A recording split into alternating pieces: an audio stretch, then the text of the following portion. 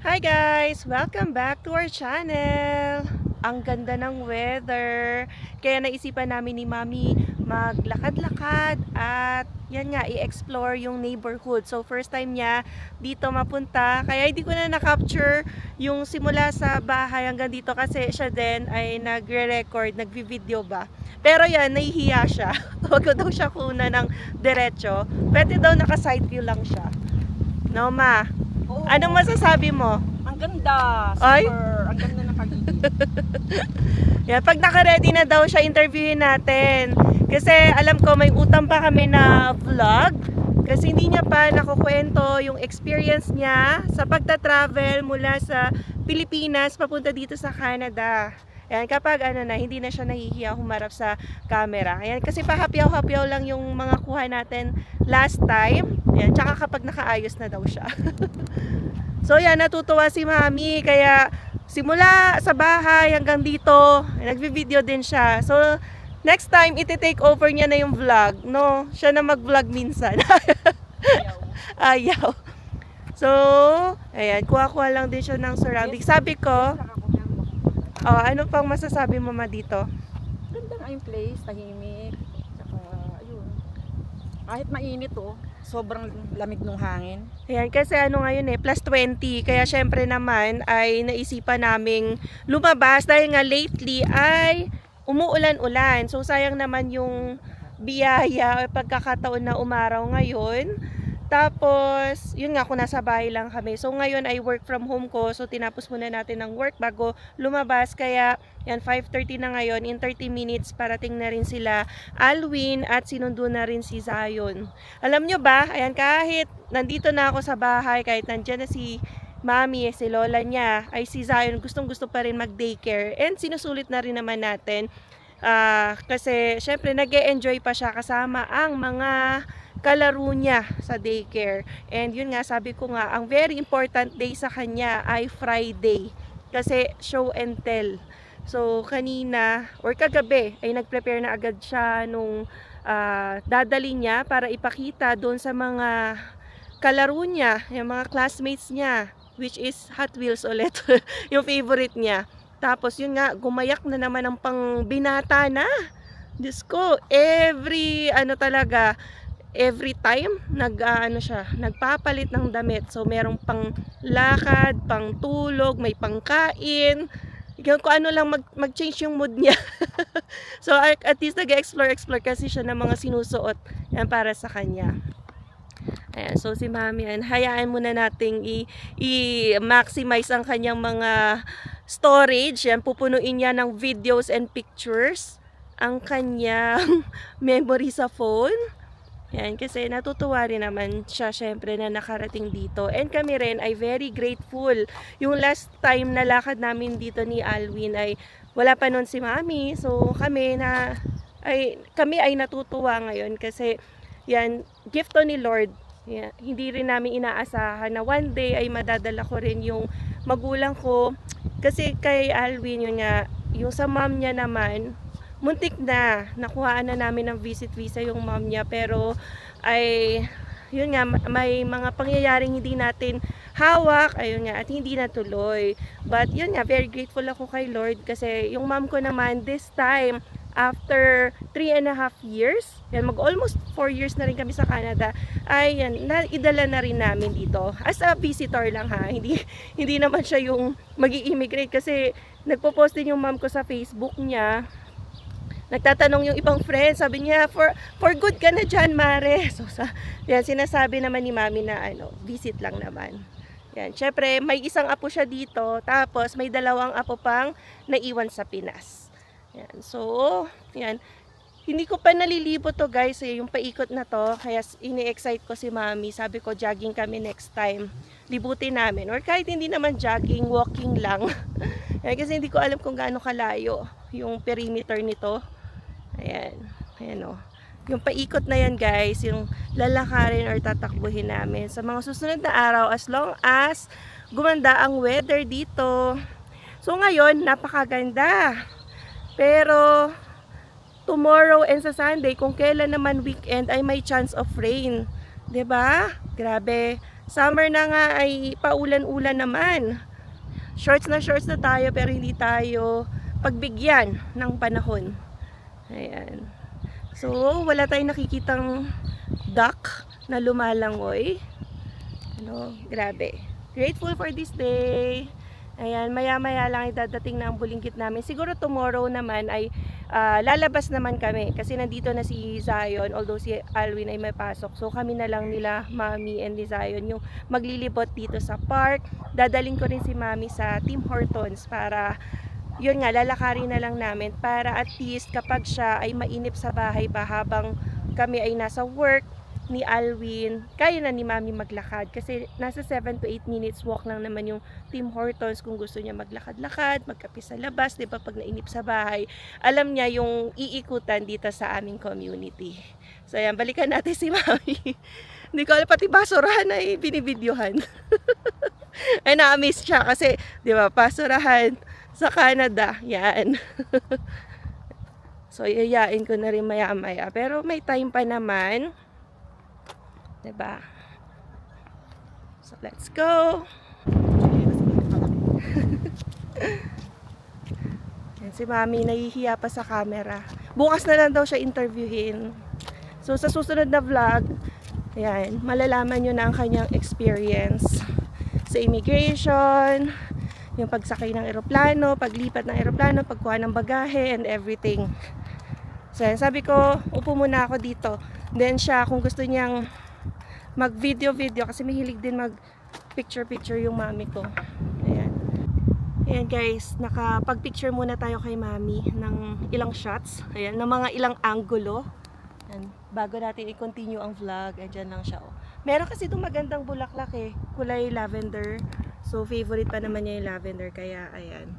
So anyway, ayan, gusto lang pala namin i-share. Ayan, kasi nga, since nandito naman si Mami for some time, ay yan, terminate na namin yung daycare services ni Zion.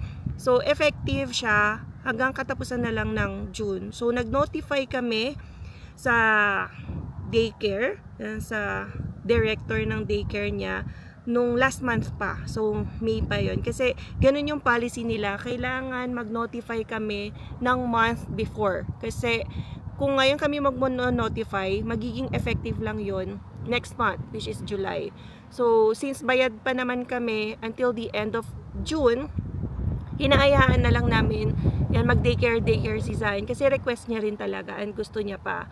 Pero yun nga, baka, syempre, another adjustment yun sa kanya dahil matatapos na siya sa daycare or somehow graduate na siya kasi nga mag-enter na siya ng kindergarten ngayong darating na September. Ayan. So, si Mami, tuturuan rin naming maghatid kay Zion. So, yung school from our place ay hindi siya walkable. Kaya, tuturuan ko si Mami sumakay ng bus. Ayan. Bumili ng ticket. Ayan. Kasi, pwede siya sa phone, like online na lang, hindi na kailangan ng physical card. Yan, para itatap niya na lang yun. So, yun yung mga pag-aaralan ni Lola, ayan, ni Mami, this coming weeks. Ayan. Pero ngayon, enjoy muna ni Zion ang mga natitirang araw sa daycare. Pero syempre, hindi niya pa naman naiintindihan yun. Or kahit sabihin namin na last 2 weeks na lang ikaw sa daycare, ayan, sulitin na. So, siguro baka separation anxiety pa yon, no? Malaman natin. May sinasabi nga siya na invite niya daw yung isa niyang classmate, yung very best friend niya, na si Connor. Connor pa yung pagkakabanggit sa kanyang birthday. Iniisip ko, hindi na siya aabot ng birthday niya doon. Yan, kasi nga until June na lang. So, we will see kung ma-invite natin ang kanyang best friend sa kanyang birthday na hindi ko pa alam kung paano isa-celebrate. So, we will see kung paano yon. But yeah, yun nga, since terminate na natin ang daycare services, so si Mami muna yung titingin kay Zion in the meantime habang nag-aantay ng start ng kindergarten. So, yun ang isa pa sa mga adjustments ni Zion. Tingnan natin kung mag-workout kasi syempre hindi naman forever si Mami dito. So, the moment that she leaves, kailangan pa rin natin ng before and after na school na daycare. Ayan. Kasi, syempre, hindi namin kaya ni Alvin yan sa work namin currently na maghatid sundo kay Zion. So, sa kindergarten pa naman, half day lang yon. So, either morning shift si Zion or PM shift. So, last week, ayan, tumawag na yung sa school ni Zion na pang-apon siya. Which is yun yung kasing sinelect namin noon na preference namin. So, yun, since pang-hapon na shift siya, yan 12:45 to 3:30 something, hindi talaga namin kaya ni Alvin na maghatid and sundo. So, buti na lang, nandito si Mami. Pero yun, aaralin pa rin namin the moment na umuwi si Mami kung paano rin ulit yung setting namin. Yan. So, pero habang wala pa yon, 'di ba? Enjoyin muna natin na nandito ang lola. Very happy kami na nakarating dito sa Canada. So, natutuwa nga kami. Alam niyo ba yung wish ni Mami nung Pasko, kasi nga umuwi rin kami nung last year sa Philippines. Although after Christmas na. So, flight namin mismo ay 24. Yan. So, nagpasko kami sa eroplano. So, ang wish niya ay, yan nga, more travel abroad. Kasi, syempre, dinedicate naman ni Mami yung kanyang life talaga sa aming magkakapatid. So, 6 kaming magkakapatid. Work talaga siya. And everything. And, hindi rin naman talaga afford yan during that time na makapag-travel. So, ngayon natutuwa kami kasi nag-grant ni Lord yung mga wishes niya. First quarter pa lang ng taon ngayon, ayan, natupad ang kanyang first out of country experience. So, nag-Vietnam sila ng kapatid ko na pang-5. Kaya natutuwa rin siya kasi nakakakita siya ng mga structures and everything, yung mga tourist destinations outside the Philippines. And then ngayon ay nakatungtong na nga siya, ang layo ng narating ha, Canada. So, praying pa for more travels, lalo na ngayon na gumaganda yung weather dito sa Canada, no? Iparanas natin, ipa-experience natin ang dapat ma-experience ng isang magulang na nag-sacrifice sa kanilang mga anak. Yan. So, ngayon, syempre, ay tumatanda na rin, kaya sabi ko nga, kailan pa natin i-invite si Mami? 'Di ba? Tumatanda na rin. Yung iba kapag the more that they age, the more na natatakot magbiyahe and mas nagyayaya na agad umuwi the moment na sumapit ang winter. So ngayon ay sinamantala na natin na lakas pa si Mami. Kaya yan, ipaplat na natin sa schedule ang sunod-sunod na paggala. Yan, especially kapag maganda yung weather. So, yun, no? Yan.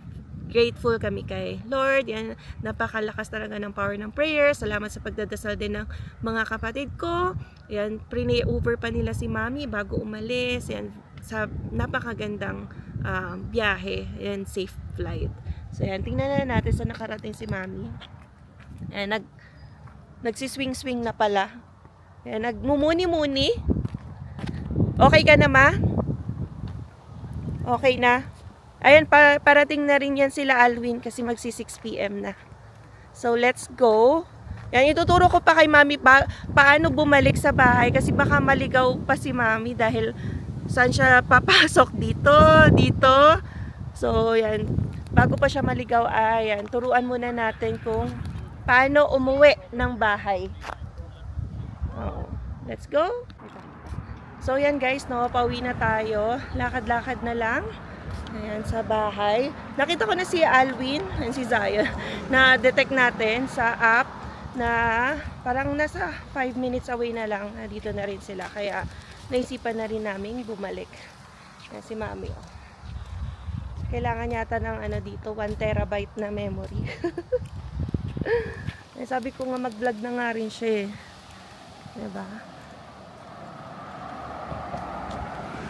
Nakakatuwa lang kasi yung weather ngayon. Ang ganda. After ng mga ilang araw na pag-uulan. So yan guys, nandito na tayo sa bahay. And nandito na rin ang mag-ama ko. So ito si Alvin. Yes. Shout out! Shout out. And then ito yung bulinggit na makulit. How's your daycare, Zion? Good? Did you enjoy? Yes, say hi to the vlog. Say hi to them, Zion. And I like my showing tag. Ah, you like the show and tell? What did you show? My cars. How many cars? 10. 10. That's so many. And look, here's a transformer, guys. Ngayong June na lang yan, si Sayon. Oo nga. Hindi niya pa na, sabi ko nga hindi niya pa naiintindihan yun. That's a transformer. And I have got some toys. Okay, you play with Lola.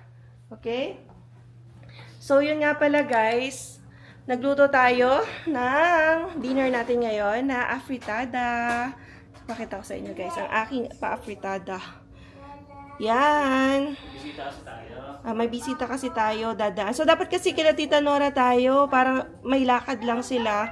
And then, nagluto na rin ako ng Pansit, oh. Siyempre, staple food natin yan, pansit. So, hiniwalay ko yung gulay for toppings. Yan. So, papakainin muna natin ang ating Oo, asawang kain muna gutom. Siya yung first na kakain. Tester. Oh, tester. Ako kakain Ano naman. gusto mo? Ito, apritada. Yan. Kaya pinuno ko na yung saing. Oo, Ito punong-puno na yan. kakainin ko. Itong bahaw. So, mauna na si Alwin. Kain na ako. Kain ka na rin ng bihon. O, Mamaya. kakanin ka. Kanin mo na ako. Ayan. So, Para yun mamaya lamang eh. guys, no? Ayan. So, hindi na natin papakita ang pagkain ni Alvin. Ayan, baka magutom na naman kayo pag ibang oras nyo ito napanood. So, mukhang yan. Diyan muna natin tatapusin ang vlog na ito. Again, yan, tomorrow interviewin na natin si Mami regarding sa kanyang pagbiyahe and then any experience sa travel niya from Pinas to Canada. Oh, may nagtatanong kasi eh. Yes. Yeah, And so utang yun. namin yan. So, yun lamang guys. We'll see you again on the next one. Peace! Peace.